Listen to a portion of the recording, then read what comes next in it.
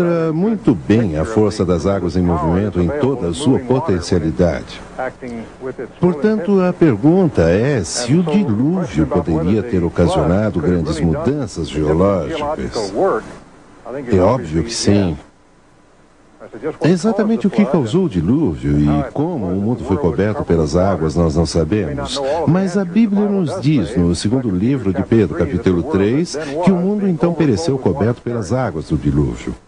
A palavra coberto, do grego, nos dá a ideia de um grande cataclismo. Em outras palavras, a Bíblia nos diz que houve um cataclisma mundial em que toda a geografia e topografia do mundo foi modificada. Do Grande Canyon, passamos a outra sepultura em massa de fósseis, os filões de carvão. No fundo da terra, o ouro negro pode ser cavado.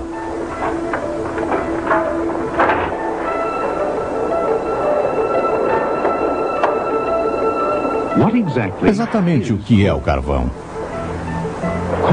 São resíduos de enormes massas de material vegetal enterrado. Em muitos locais, o ingrediente principal foi lascas imensas de casca de árvores antigas enormes. Comprimidas e carbonizadas, esses resíduos pretos chegam a ser hoje uma fonte valiosa de energia.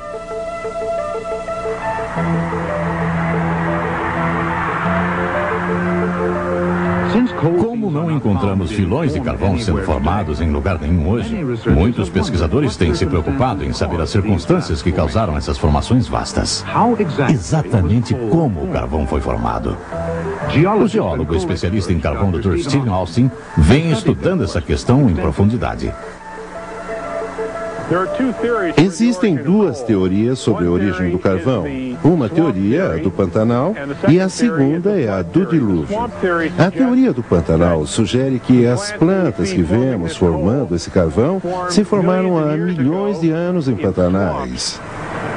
O acúmulo de material vegetal formou uma camada grossa de turfa, e essa foi se tornando mais compacta com o passar do tempo e endureceu formando essa rocha que chamamos hoje de carvão. A segunda teoria é a do dilúvio. Sugere que as plantas que formaram o carvão não cresceram no local, mas foram transportadas de um outro local. Em outras palavras, foram trazidas até lá pela força da água.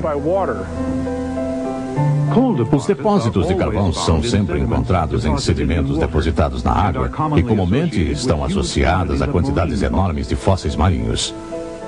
As extensas pesquisas de veias de carvão conduzidas pelo Dr. Austin nos Estados Unidos mostram que muitas camadas de carvão foram originalmente depositadas no fundo do oceano, debaixo de enormes massas flutuantes de vegetação.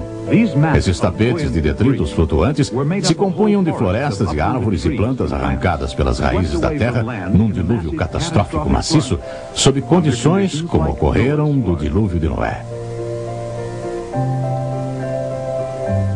Matéria vegetal encharcada de água, especialmente incluindo cascas de árvores despregadas dos troncos, foram para o fundo debaixo das esteiras de detritos vegetais flutuantes quando empurradas por ventos, ondas e correntes. Muitas camadas de detritos vegetais foram acumulando dessa forma e, subsequentemente, foram enterradas debaixo de sedimentos argilosos que mais tarde se tornaram rocha dura. Como resultado desse depósito do dilúvio, em alguns casos fósseis de troncos de árvores se encontram enterrados em vários ângulos diferentes e se projetando através das camadas grossas de carvão e outros sedimentos. Mas quanto tempo leva para transformar as plantas em carvão? A maioria das pessoas acha que leva milhares ou milhões de anos para se formar o carvão. Mas isso não é verdade. A ideia que o carvão leva um longo período de tempo para se formar não tem comprovação geológica, porque realmente podemos formar o carvão no laboratório num curto período de tempo. A pressão não é o fator principal na formação do carvão, porque em muitas regiões, especialmente aqui no leste dos Estados Unidos, o carvão está em estratos muito torcidos e deformados que foram sujeitos a grande pressão.